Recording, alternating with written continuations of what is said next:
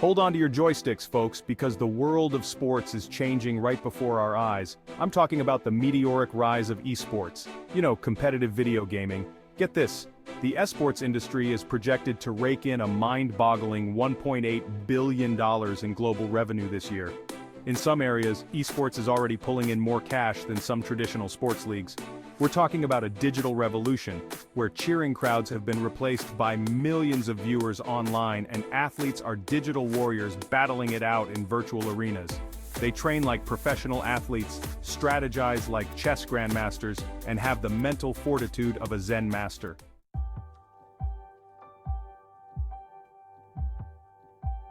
Now, I'm not gonna lie, the rise of esports has definitely ruffled a few feathers in the traditional sports world. Some folks just can't wrap their heads around the idea of digital competition being considered a real sport. Where's the physical exertion? They cry. These players are mentally and emotionally drained after a tournament, trust me. Esports is bringing people together from all walks of life, creating communities and offering opportunities that didn't exist a decade ago.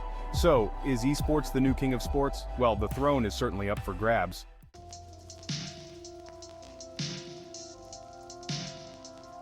Alright, let's rewind the tape a bit. The story of esports isn't some overnight sensation, it's been brewing for decades, bubbling away in dimly lit arcades and college dorm rooms. Think back to the good old days of Pac-Man, Donkey Kong, and Space Invaders. Back then it was all about bragging rights at the local arcade, dropping quarters like they were going out of style.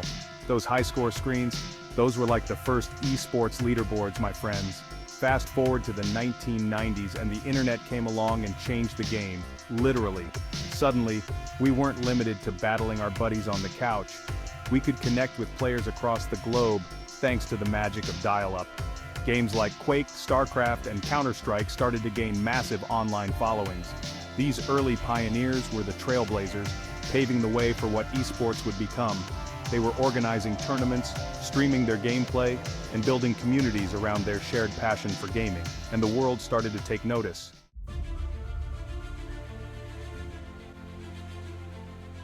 Now, as the internet evolved from dial-up dinosaurs to high-speed behemoths, so too did esports. Platforms like Twitch and YouTube gaming emerged, giving these digital gladiators a global stage to showcase their skills. These players were not messing around. We're talking about insane hand-eye coordination, strategic thinking, and mental stamina. The prize pools for tournaments skyrocketed. Teams started recruiting players like they were prized athletes, offering salaries, sponsorships, and training facilities.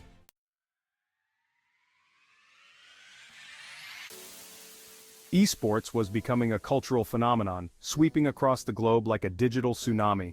Massive arenas were selling out, packed to the rafters with screaming fans cheering on their favorite teams and players. We're talking about a truly global community, united by a love of gaming and a shared passion for competition. From South Korea to the United States, esports is breaking down barriers and challenging the very definition of what it means to be a sport.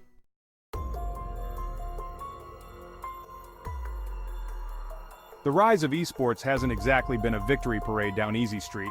There's been some serious pushback, some major side-eye from the traditional sports world, and a whole lot of head-scratching from folks who just don't get it. Change can be scary, especially when it's coming at you faster than a teenager blows through their data plan. So, when these digital athletes came along, racking up wins in virtual arenas, some people just weren't ready to hand over the trophies and call it a day.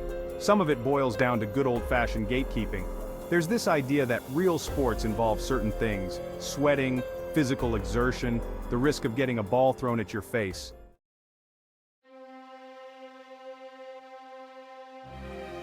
Then there's the argument that gets tossed around like a hot potato. It's just a game. And to that, I say, have you ever witnessed the electric atmosphere of an esports tournament? The roar of the crowd, the nail-biting tension, the sheer joy of victory, and the crushing agony of defeat? Esports isn't just about pressing buttons. It's about problem-solving, teamwork, communication, and the ability to perform under immense pressure. It's about outsmarting your opponent, anticipating their every move, and executing your game plan with surgical precision.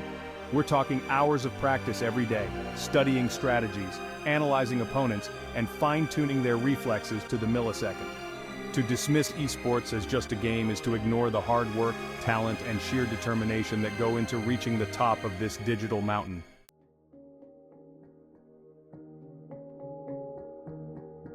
Where's the sweat? Okay, so we've tackled the it's just a game argument. But what about the physicality factor? One of the biggest criticisms leveled at esports is that it lacks the physical exertion of traditional sports. They're just sitting there. Now, I'm not going to argue that esports athletes need the same level of cardiovascular endurance as, say, a marathon runner or a basketball player. But to say that esports is completely devoid of physical demands is just plain wrong. Have you ever seen the hand-eye coordination of a professional gamer? These folks are operating at a level most of us can only dream of, with reflexes that would make a ninja weep. They're making split-second decisions, reacting to their opponent's movements with lightning speed, and maintaining focus for hours on end. That kind of precision and stamina takes serious physical and mental conditioning.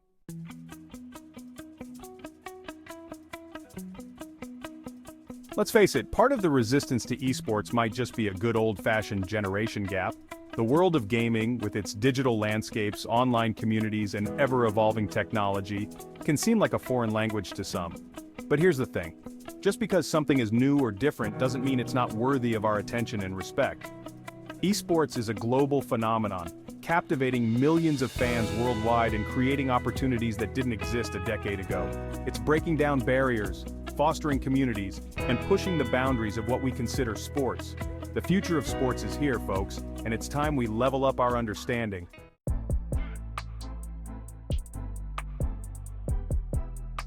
Earning a seat at the table.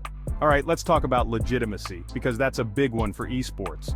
When you're trying to break into a club as exclusive as the world of professional sports, you better believe there's going to be a bouncer at the door checking IDs. And for esports, that ID often comes in the form of legitimacy. Traditional sports have had centuries to build their empires, to establish their rules, and to solidify their place in society. So when this new kid on the block, this digital disruptor, comes along demanding a seat at the grown-ups table, well, it's bound to ruffle some feathers. Esports has to fight for every inch of recognition, every ounce of respect. There's this constant pressure to prove itself, to demonstrate that it's more than just a fad.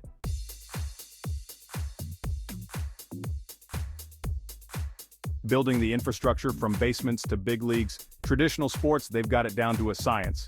Esports, on the other hand, is still building its foundation, still figuring out the best ways to train, develop, and support its athletes. We're talking about creating standardized rules and regulations, establishing fair and transparent competition formats, and developing robust anti-cheating measures. And then there's the whole issue of player development. How do you scout the next esports prodigy? What kind of training regimen do they need? How do you ensure that they're not burning out before they reach their full potential?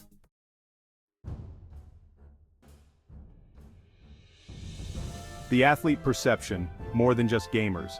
Now let's talk about the athletes themselves, because they're at the heart of this whole esports revolution. One of the challenges esports faces is changing the perception of gamers themselves.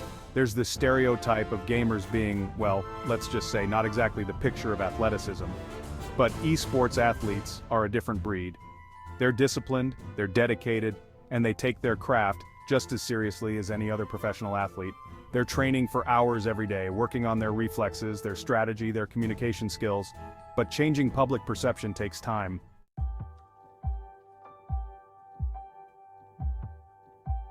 A matter of respect, breaking down the walls of prejudice. Look, at the end of the day, the struggle for legitimacy in esports is about more than just trophies and prize money. It's about respect. It's about recognizing the skill, the dedication, and the passion that these athletes bring to the digital arena. Esports is here to stay. It's growing, it's evolving, and it's challenging our very notions of what it means to be a sport and an athlete.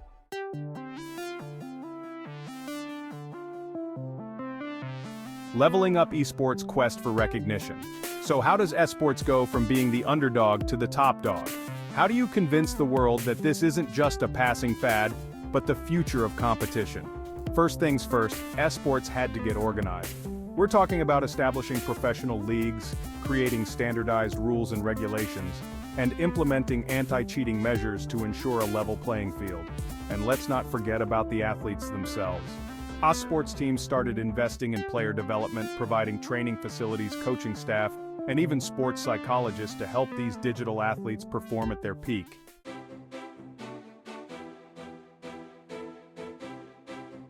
Section 2, show me the money, endorsements, and sponsorships. Now let's talk about everyone's favorite topic, money, because, let's be real, money talks, especially in the world of sports. And as esports started to gain traction, big brands started to take notice. We're talking about major players like Nike, Adidas, Red Bull, and even luxury car companies jumping on the esports bandwagon. Suddenly, these digital athletes weren't just competing for trophies and prize money, they were becoming brand ambassadors, signing lucrative endorsement deals, and proving that esports has serious marketing muscle. And as more money flowed into the industry, so too did the resources, the infrastructure, and the legitimacy that a sports needed to thrive. Think about it. When was the last time you saw a professional athlete without a sponsor plastered on their jersey or their equipment? Endorsements are a sign of legitimacy, of marketability, of being a part of the big leagues. And esports is now playing in the same arena as the NBA, the NFL, and the Premier League.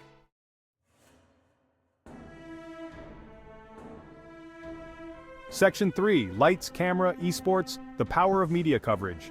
But it wasn't just about the money, folks. Esports needed to capture the hearts and minds of the public.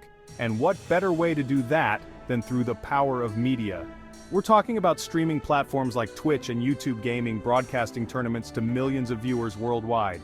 And it wasn't just niche gaming channels. Mainstream media outlets like ESPN, Sports Illustrated, and even the New York Times started covering esports, recognizing its growing influence and cultural impact. Suddenly, esports wasn't just something your teenage nephew watched in his basement. It was a legitimate sport being discussed on national television and featured in major publications. This media exposure was crucial in changing public perception, in showing the world that esports is more than just kids playing video games. It's a global phenomenon, with millions of passionate fans, skilled athletes, and a level of competition that rivals any traditional sport.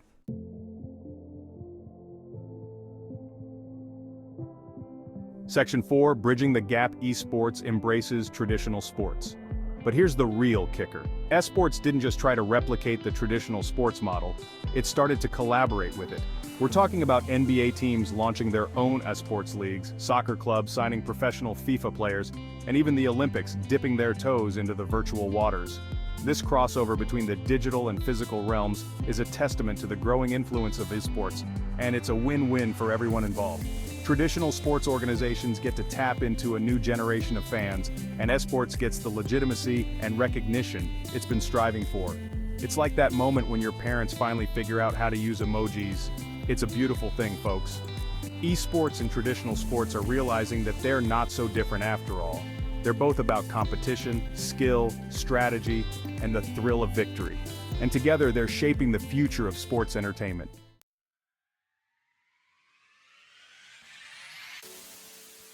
Section 1. Game on, the future of esports.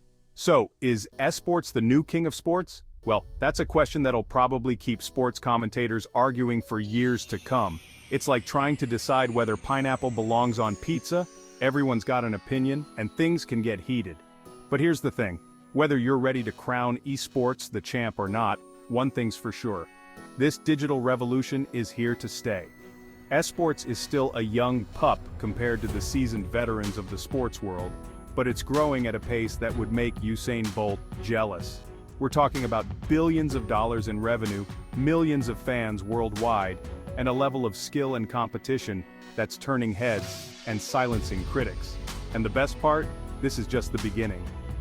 As technology continues to advance, as virtual reality and augmented reality become more sophisticated, the lines between the physical and digital realms will continue to blur, creating even more immersive and mind-blowing esports experiences. So buckle up, folks, because the future of sports is looking pretty digital.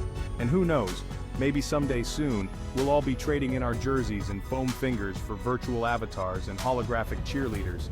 Hey, stranger things have happened in 2024.